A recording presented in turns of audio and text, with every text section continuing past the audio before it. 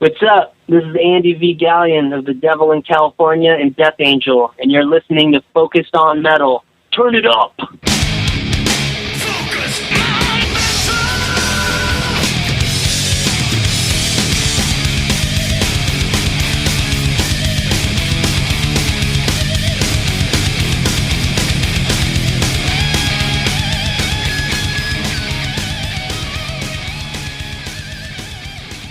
Hey, Metalheads, Scott here and Richie. Back again for another edition of that which we like to call Focus on Metal. You know, it's kind of crazy when you think about how long we've been doing this damn show. I know. And too long. I don't know if I told you. The other day, I was doing some work on the website, and then I just, for whatever reason, I decided to just do a little Googling and see, like, who else was carrying us. Because we don't interact with a lot of other, like, stations or anything. No. There's like over 40 carriers for us right now. Really? Yeah. It's crazy. I just come down here to do the show, and I'll leave it at that. I don't look around to see where we are. I mean, I saw there was one place I went, and it came up, and it was showing they had little icon links for everywhere that was carrying us. That page had 35 places on that page. Then I looked, because I was starting to look around, and there was still more that I had that weren't even on that page. When you're saying carrying us, what do you mean by So that? when I put a new episode out, yeah, it shows up on that channel. What, radio So channel? Obviously Amazon, obviously Apple, but then you have podcast. But you have all these other directories. podcast sites that carry us. Okay. Yeah, and there's like over 40 of them at this point. And that's just like the U.S. Because I know that from some of the demographics that we get hit a lot in like Malaysia. We have a good presence in Europe. I mean, I'm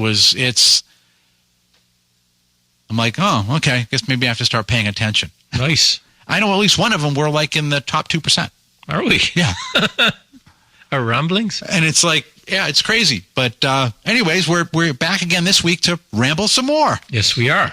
And I know that I tend to like to stay away from this, but you suggested it, and I'm like, oh, what the hell? Yeah. So anyways.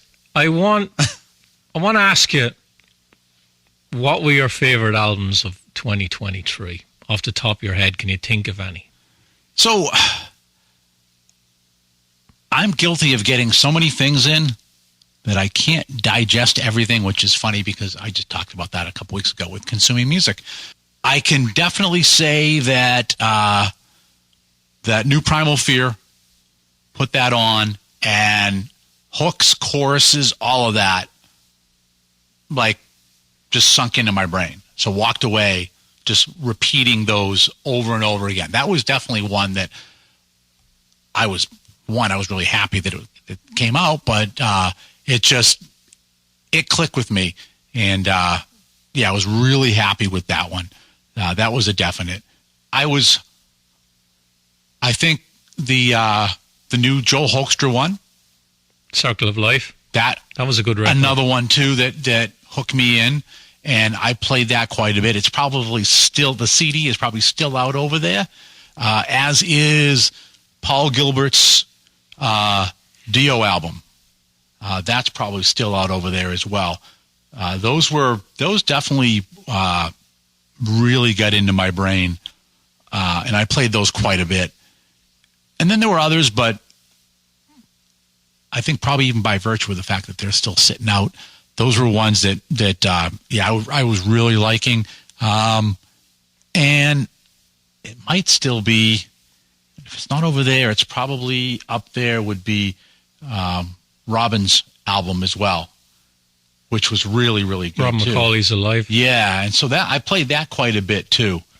And so that was another one that was good this year. It's funny because especially weeks we have shows and stuff, I spend so much time, I probably spend more time editing audio now than I spend listening to music. Yeah. And where, the add-on CD player I put in my truck is certainly not as convenient as the CD player that was in my Charger. So I definitely don't listen to as much CD stuff in the vehicle as I did. But I think I find that's kind of a downside, is that I spend a lot more time mixing audio than I do playing new music or actually even playing guitar. It's it basically sucks a lot of time away. Well, you can't listen to music editing audio. No. Unfortunately, no. No. You cannot do that, so that you can't multitask on that one. Yeah. The reason I'm asking you is, first of all, I'm curious, and you alluded to it there. We don't tend to do this best of thing. We did it for the first couple of years, and we figured everybody else does it. Yeah, exactly. But what I did was, so I'll post on Facebook my favorite albums of 2023. Yeah, and I'll just list off some of them. There was the Last in Line Jericho record. Good album. There was Overkill Scorched. Yeah. Robin McCauley's Alive was another one. My favorite album of 2023 was Winger 7. I also really liked the Extreme 6 record. See, that's actually out there. Might even be over there at this point. I liked it. I think that fell under the same sort of set of circumstances as 72 Seasons, which is that I heard that first single and I got all freaking excited because I have basically everything Extreme's ever put out, even some stuff that was only ever released in Europe. We are. I mean, hell, we're local to them. I have, and there aren't many of them around. I have The Dream, the original, before they were Extreme. I have that album. So I have everything. And I was psyched with that first single, like, all right. But then, and maybe I built it up in my mind too much and I was expecting too much, and there's still some great songs on there, but then it was kind of like, I was expecting more. I was just expecting more. And some of them, so the other thing to realize is that I have kind of it isn't even 6 degrees of separation. It's more like 3 degrees of separation. And so for some of those songs too, I know who Gary's singing about. And so even with that, so I think that kind of played into it too, or it was like, oh crap. No, really? Like her? So yeah, I said I was definitely kind of bummed that it, and granted, I wouldn't expect them to do everything like that first Blazing song they did. That's just not the band they are. But I was actually expecting to have something that harkened back a little more to Porno Graffiti. And this was kind of, there was some stuff on there that could almost be like, it was bordering on country. Some of it. The album's very varied. It is very varied. It's got funk, touching on rap at times. There's some heavy stuff, some psychedelic stuff, acoustic ballads. Yeah. And I was, like I said, I was psyched for it. I mean, I have the limited vinyl. I got it on CD. I got the frickin' lithograph of the cover. I was like, all right, this is going to be, plus remembering that I saw them live, a couple times and stuff too. And it was like, yeah, they're really tight again. And Nuno's still out of his freaking mind. And it was like, okay. So yeah, maybe I just built it up in my mind a little too much. Yeah, maybe. But the reason I wanted this discussion to go down this path was the reaction I got when Shock Horror, I posted 72 Seasons as one of my favorites of 2023. Now, there's been a lot of great albums out last year. Yeah. But I really did enjoy 72 Seasons. And the reaction I got from some people was fucking insane. Yeah. One person asked me to defend. Okay, I need you to defend your position as that being one of the favorite albums, right? And I got this spiel in a comment. Yeah. And I commented back. I don't comment back on everything because it's a waste of fucking time. Yeah. And I said, you know, it was one of my favorites of 2023. Right. I just have a different opinion. Which is to the you. key thing is you didn't say the best album of 2023. Yeah. You said one of my favorite albums, which means it's your favorite album. That wasn't enough. I had to defend why I liked it to this person. And straight away to me, that there's no fucking way I'm doing that. Yeah. It's insane if I even try and do that. Yeah. They already have a position on this album. Sure. Right? I'm not going to change it. Right. So I don't have to defend anything. Yeah. So I said in the comment, I said, I liked it and you didn't. And the only thing, I don't have to defend anything, but my opinion is different to yours, and that's it. And it's probably somebody that hasn't liked anything that person went, since Injustice. Yeah.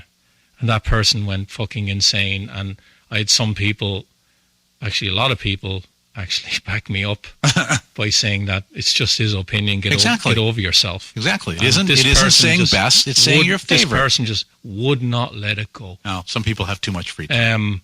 And the other thing was, the band died when Cliff died. The band haven't released anything since Justice. And then, of course, you start going, the Black Album sucks. And I'm like, when did I bring up the fucking Black Album? Right. But it's a case of any Metallica post that doesn't talk about the first 4 albums. Sure.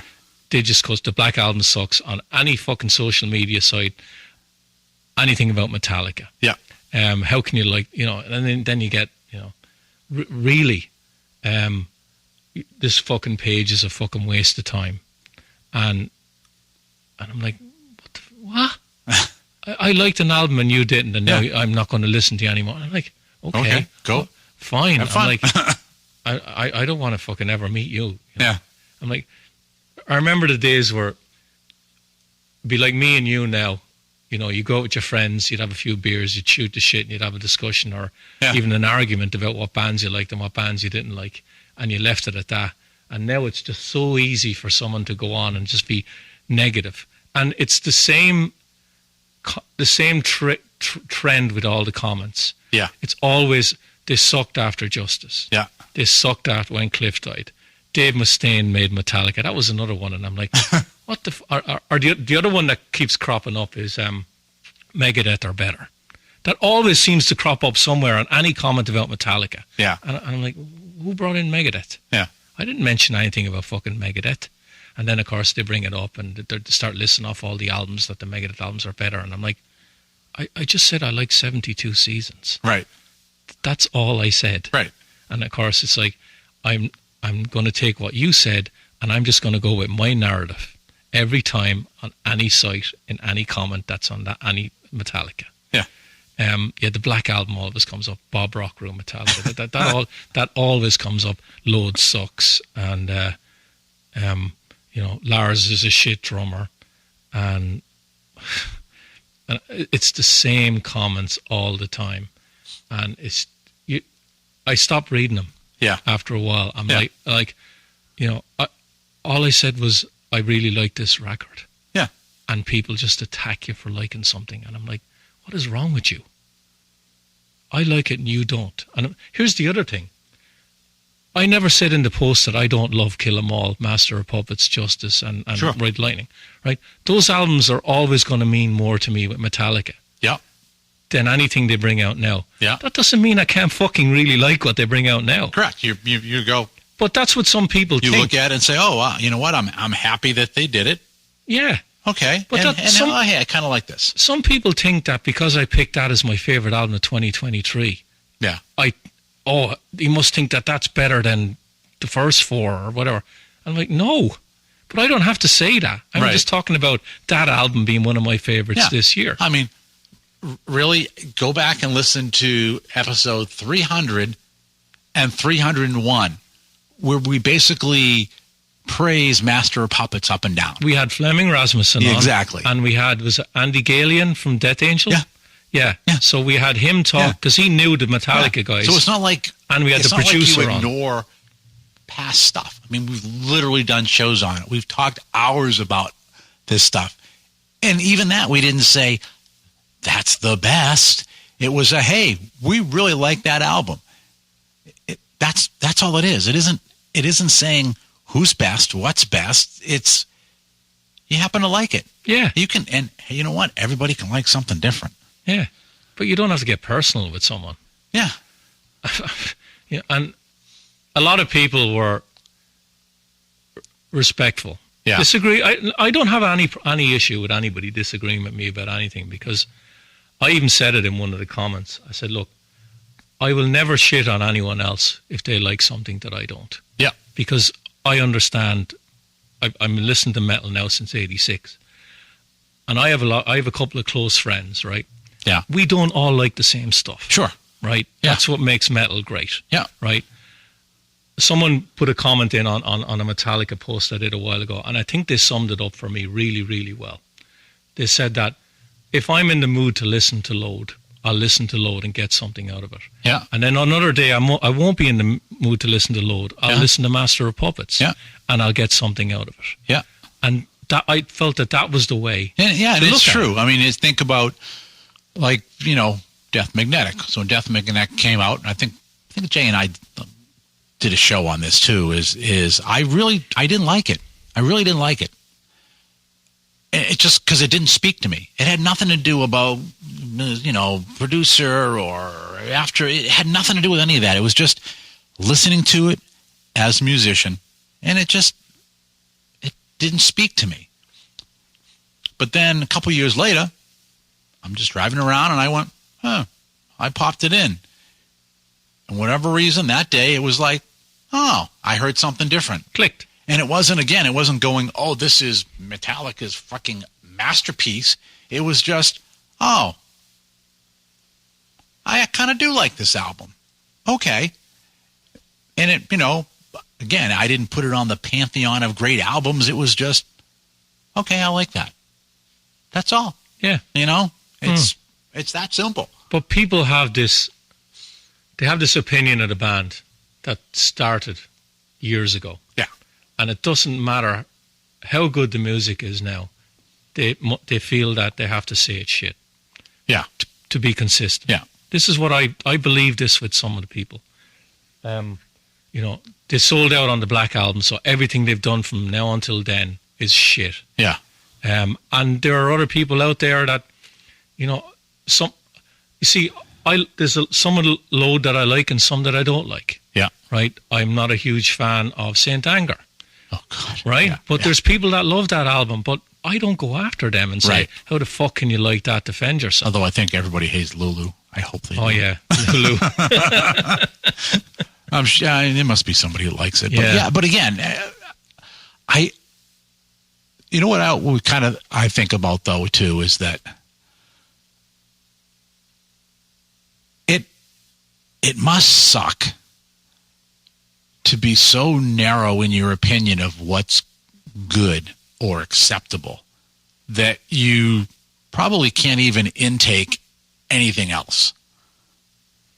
Or you have to go after someone who likes something that you do not like. So how do you... That energy. Are you that same person, too, that when you go to the show, are you going to... I'll bring Megadeth into the conversation. You go to the Megadeth show and you are upset if they play anything off like the last 3 albums. Like, no, I only want the classic stuff. That's all I want to hear. Everything else after that is shit. Like, and there's people out there that are like that. Then it's like, what the fuck? There's lots. You hear it from Maiden fans all the time, right? Oh my God. I mean, I've complained about it too, but it's like, come on. People put out new shit. People change mentally. Their circumstances change. People listen differently. Yeah. People, years ago, I know some people still do this, so I'm not saying everybody, but years ago there was an effort to get an album. You had to go to a store. You had to bring it home. If it was on vinyl, you had to sit down. You had the ritual of doing it. Yep. Now it's at your fingertips. You might be listening to music. Now you're probably on your fucking cell phone when you're listening to music, so you might be listening as intently. Yeah. And now because you have so much music out there, you're not going to make the same effort to like it. So if something doesn't click with you in the first 30 seconds or the first time you listen to the album, that's shit. Yeah, we also have the other part too, which is that, and Jay and I talked a little bit of this too on a couple episodes back, is you had record labels as quality control. And the amount of releases that you were aware of, so there may have still been a lot of indies and things trickling out. They funneled it, yeah. But the amount of releases that you were aware of that got advertising money, that were in Circus Magazine and were in Hit Parader and were in Kerrang! MTV. And well, that's a whole other dynamic there. But it's the idea of you didn't have everybody and their pet poodle releasing an album and finding a way to put it out. And you may have, have a whole bunch of things available, but your awareness of what was available was also limited. You didn't have the internet. So most of what you were aware of was what was in those advertisements in magazines, things like that, or, a knowledgeable DJ on the radio telling you what was available. Or a friend. Yeah. Word of mouth. And now there's so many avenues to do it, and there's so much of it. So you have a kind of this dichotomy where you have people that are just stuck. And so like the guy that hit me up at the Last in Line show that had no idea they had 3 albums of original music out. He was stuck with Dio. Like, holy fuck. But then you have other people that are like exploring and, asking, like, I'll get people that, like, there's people at work that listen to the show and they'll ask me, what else is around that's like that band or this band or whatever? I'll be like, oh, well, there's this and this and this. And they're like, holy crap. And they go out and some of the stuff they like and some of the stuff they don't.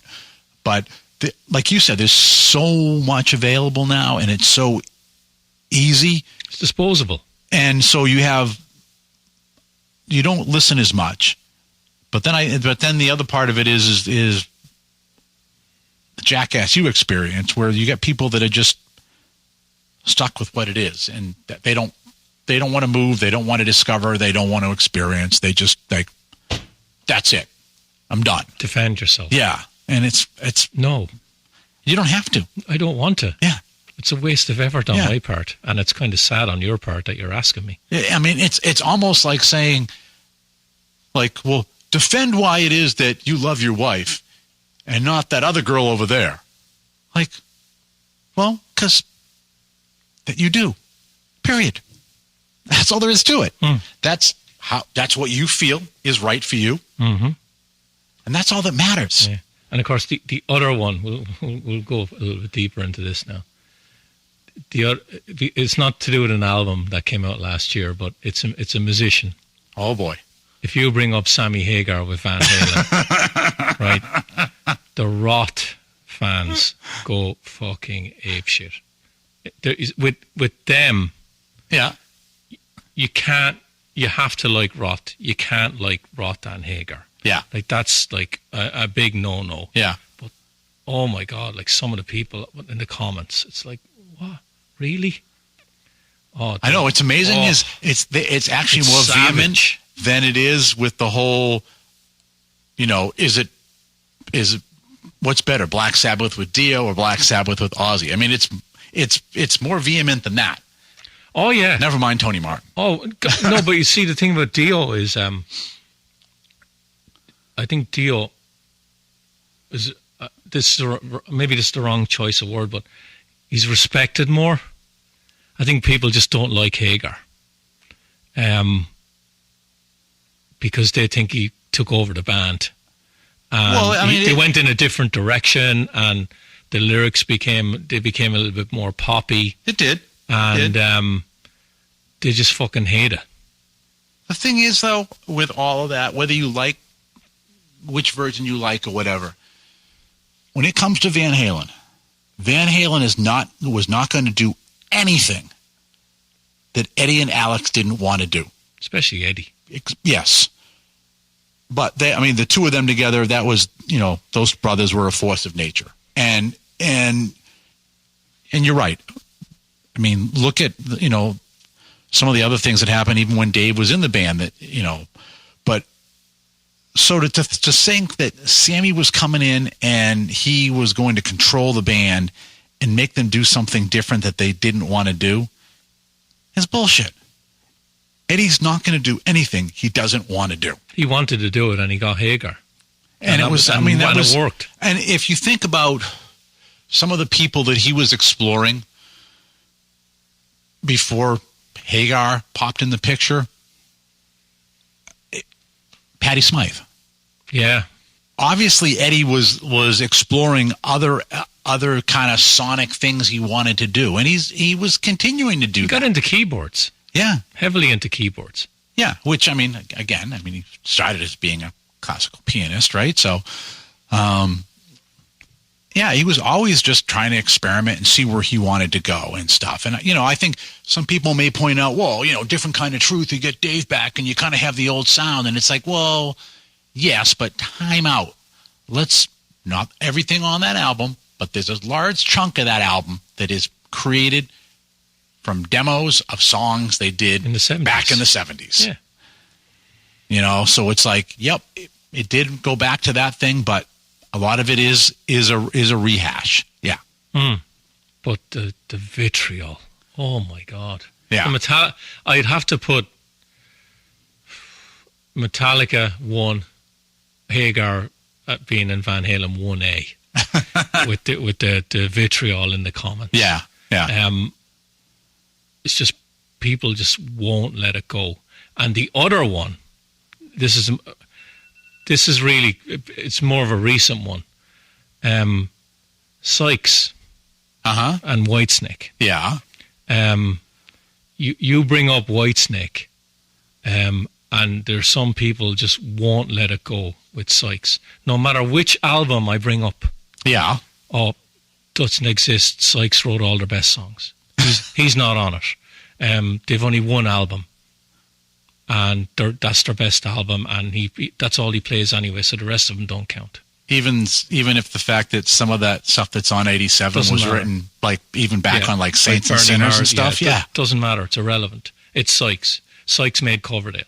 So some person put a comment on, and I actually commented back, and I don't think I got a reply, that Sykes was the best thing that ever happened to Coverdale. And I said, well, I would say that Deep Purple is the best thing that ever happened, because what was he, a tailor or a haberdasher, clothes shop? I think, or something? Yeah, a clothes shop. Yeah, and then he ended up playing in front of 50,000 people. Yeah. So I'd actually put that a little bit higher in his career as a career change than getting John Sykes in the band. Yeah. Now Sykes made one record and they sold a shit ton in the US. They did, but I think Deep Purple will be a little bit higher on the food chain when it comes to having an effect on Coverdale's career.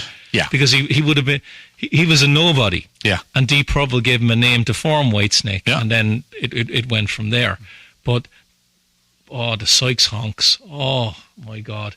And of course, the thing I chime in. I'll gladly poke the bear when it comes to Sykes, and say, well, why wasn't Blue Murder a success then if he had all their songs? Oh, they blame the label. They blame the label.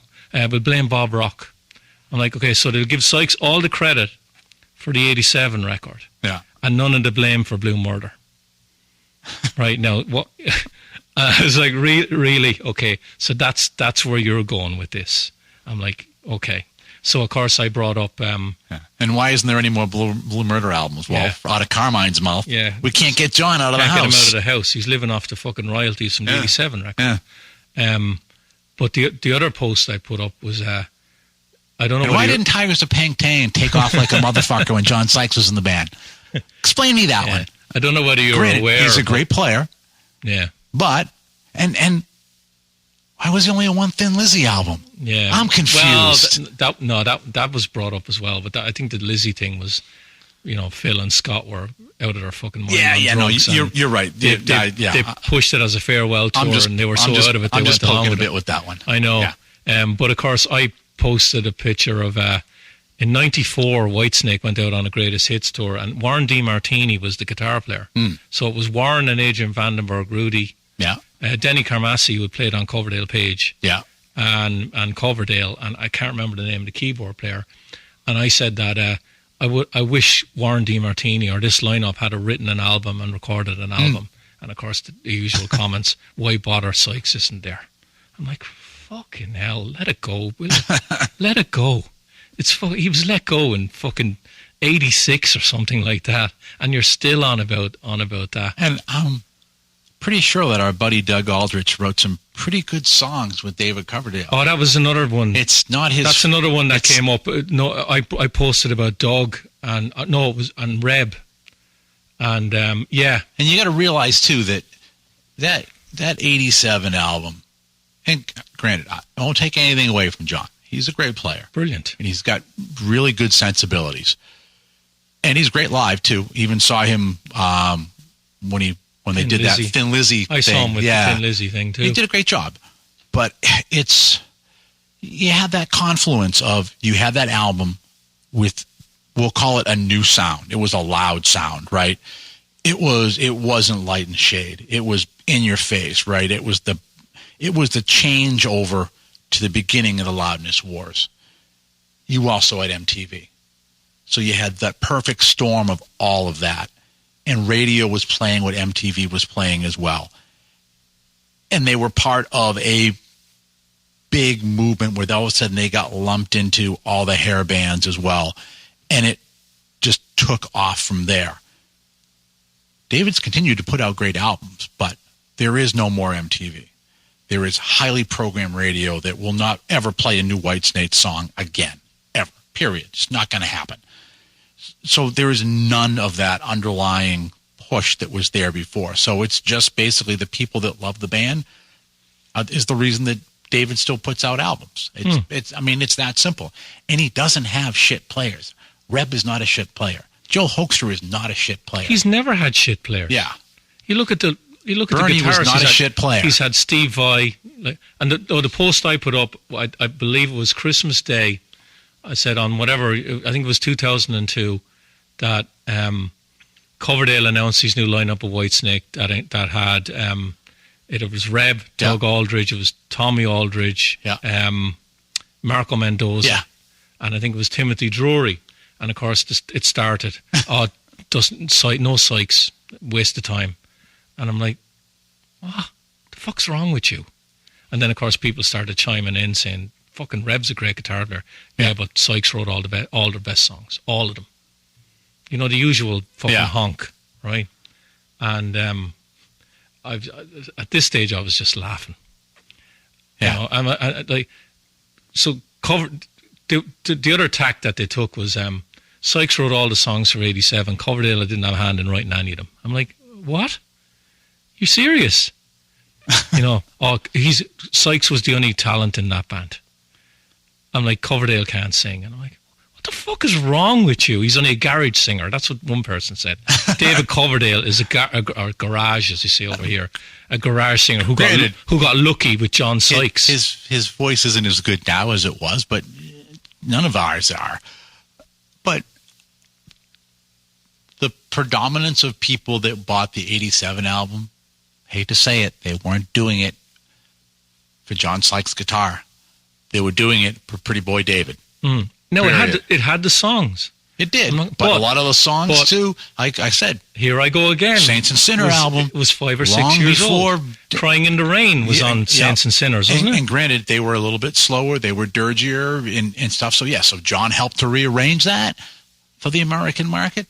But he didn't write that song. He didn't write anything on Slide It In either. You know, he just added guitar after the album had been written and recorded. But people have, they have this selective memory that Sykes wrote the best songs for Coverdale on Slide It In, and he didn't fucking write anything on Slide It In. Yeah, he came in after the fact and then added some guitar. And that again, that's the guitar parts too. John was writing lyrics. That's Coverdale.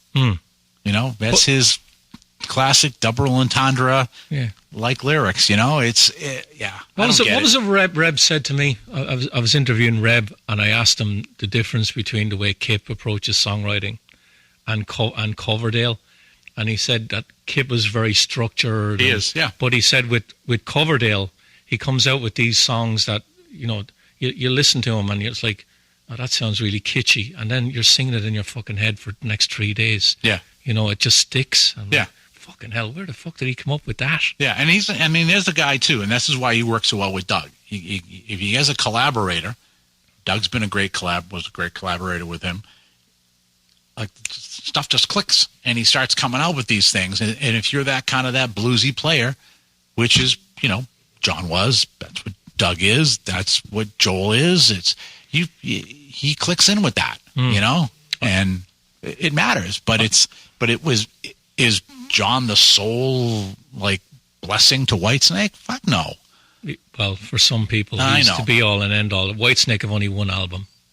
Yeah, and they just can't, They just have, for some of them, I think that if John Sykes stopped suddenly, their nose would be brown walking behind him because it'd be so far up his ass. Yeah. I actually didn't post this year that one of the things I was hoping for in the following year was Sykes to come out with new music. I just stopped saying that. Yeah. Because I think we'll never get anything out of the guy again. And it's sad. The guy's super talented. Who's going to release something first? Mick Mars, Sykes or Vinnie Vincent? Vinnie Vincent. Well, you need to pay $200 to join his Facebook group to find out. I commented back, and I'm like, I think Mitch posted it, and I commented back, who the fuck is paying for this shit? There are people out there who are deluded enough. Yeah, I was like, oh my god, yeah, unbelievable. Vinnie Vincent. So you got Mick Mars with a new album coming out. Yeah. I'm looking forward to that. I'm going to be honest, I don't really have any interest in hearing any new Motley Crue music at all. I think what it's going to be is the usual shit. Let's tack on a couple of new songs onto another greatest hits album. I really like John 5. Oh, he can play anything. He's super talented. And just a really good guy. But for that alone, I'm curious to hear it and see whether or not they allow him to do something with it. Because he is steeped in a lot of different stuff, and he's a really good guitar player. That's what my interest is. In hearing him play? Yeah. Yeah. I'm not really interested in hearing Vince Neil's vocals because I know they're going to be slightly touched up. Remember the story Ron Young told? I thought that was hilarious. Little Caesar's Ron Young. Yeah, I'll tell that story here if people haven't heard it. Focus!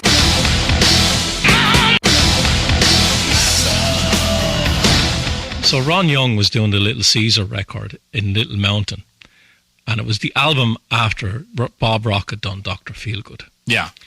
And so Little Caesar arrive up to Vancouver, and they start tracking everything.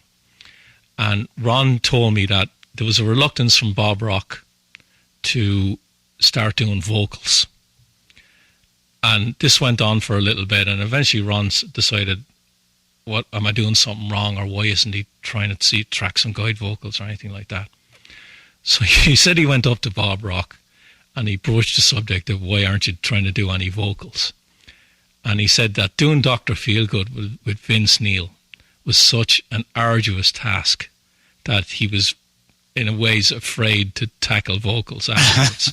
So he said, Ron said, Bob brought him into this room and he pointed at a wall in this room and he said, from the left to the right, all along that wall, he said, they're all tapes of Vince's vocals for Dr. Feelgood. And he said what they had to do to get a vocal performance out of Vince was take a syllable from this tape, a word from this tape, maybe half a line from this tape, and then like a word from this tape, and all the way along down the wall to make one track, one vocal track that was consistent. Yeah. And he said, I was hesitant to do it again. And Ron said to me, he said to Bob, I'm not fucking Vince Neil. So that's what Vince was like back in 89 to get vocals out. Right. Now of course he can do it all digitally and fucking auto-tune and all that. Cause I'll be honest with you, that's one of the reasons I really have no interest in hearing Motley, because I know how much of it's going to be real. Yeah. You know, I'm sure Tommy's playing is real. Nicky, whatever you want to believe. John 5 can play. Yeah. Vince, is that you really singing? Is it that you singing really? Oh, yeah. And then of course the promotion at the moment, of course Tommy Lee says the new music is insane. Yeah, well, yeah. He's 60 Tommy years Lee. old. Yeah. I'm like, fuck's sake, Tommy, 60. Yeah. Yeah. Speaking of Lint Mountain too, just so people that haven't been with us forever. We did do an entire project on Little Mountain. What, 2015? Yeah, 10 episodes. 10 episodes, in, out, left, right, backwards. We delved into everything, got amazing guests. And you can find that on the website, focusonmetalpod.com. And you can look up on the projects menu. You'll see Little Mountain. They're all grouped up there. So fantastic, fantastic series we did on Little Mountain. And also, believe it or not, I think last week, 2 weeks ago, I actually stumbled on a Little Mountain documentary on YouTube. My friend sent that to me. Is it any good? It is really good. Is it long? Is it It's like an expensive? hour. It's like an hour, maybe a little more. Any of the guys we had on it? It was... Is Mike Fraser on it? Yes, Fraser's on it. Is Bob Rock on it? Bob is on it, yes. Oh, good. Yeah.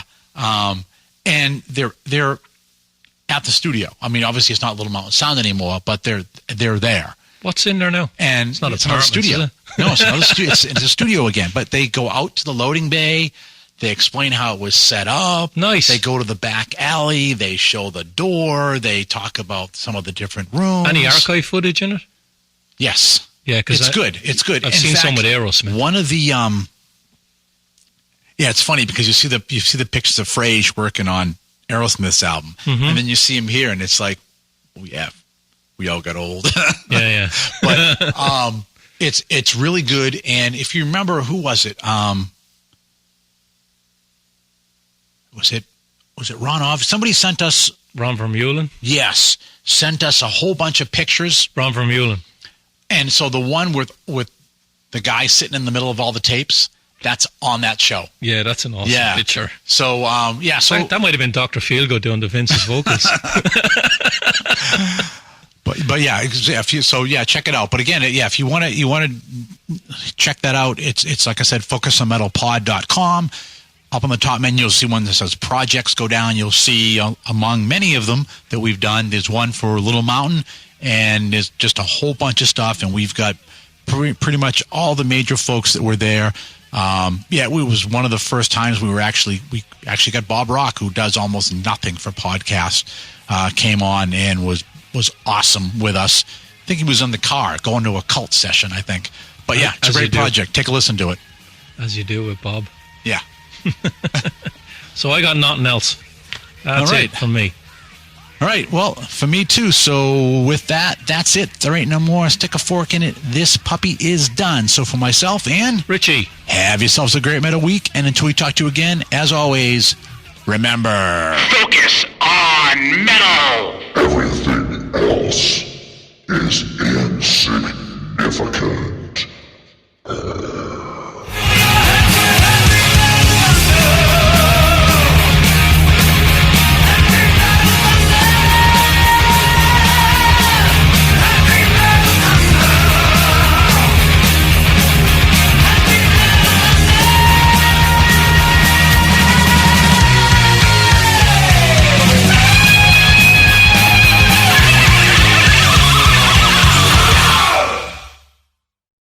You're still here?